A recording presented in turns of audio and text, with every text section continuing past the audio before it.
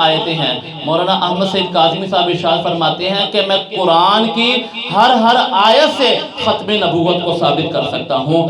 چند آیات مختصر سی میں نے آپ کی سماعتوں کے نظر کی کہ جس میں یہی بیان ہے کہ محمد تم میں سے کسی کے والد نہیں ولیکن رسول اللہ، لیکن وہ اللہ کے رسول اور انبیاء کے خاتم ہیں۔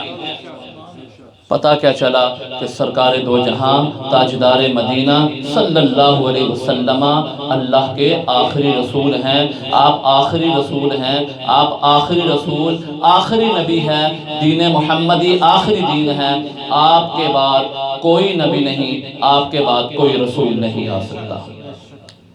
سامعین کرام، حدیث شریف کا مفہوم ہے، حضرت ابو ہریرہ رضی اللہ تعالیٰ عنہ راوی ہیں، سرکار دو جہاں صلی اللہ علیہ وآلہ وسلم نے ارشاد فرمایا کہ میری مثال اور مجھ سے پہلے انبیاء کی مثال اس خوبصورت عمارت کی طرح ہے کہ ایک شخص نے اس عمارت کو تعمیر کیا، بڑی زیب و زینت دی اور اسے خوبصورت کیا، آج کے دور میں پینٹ کیا اور بڑا آرائش کیا، اسے خوبصورت بنایا، لیکن اس نے آخر میں ایک اینٹ کو خالی چھوڑ دیا۔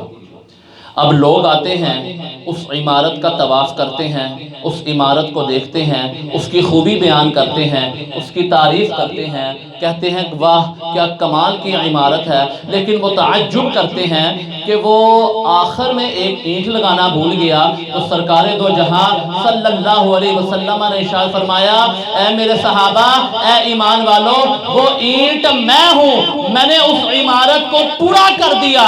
جس طرح اب اس عمارت میں کوئی اینٹ لگ نہیں سکتی، اس طرح میرے بعد کوئی نبی آ نہیں سکتا۔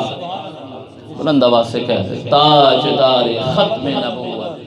الحمدللہ یہ ایمان والوں کا شعار ہے، تاجدار ختم نبوت۔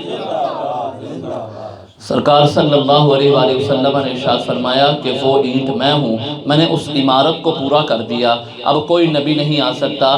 گویا کہ جس جگہ وہ اینٹیں بنتی تھی وہ بٹی ہی اللہ رب العزت نے بند کر دی، اور وہ بٹی اس کارخانے میں اینٹیں تیار ہی نہیں ہوتی۔ کیوں؟ کیونکہ سرکار دو جہاں صلی اللہ علیہ وآلہ وسلم تشریف لا چکے ہیں۔ اب سرکار صلی اللہ علیہ وسلم کے بعد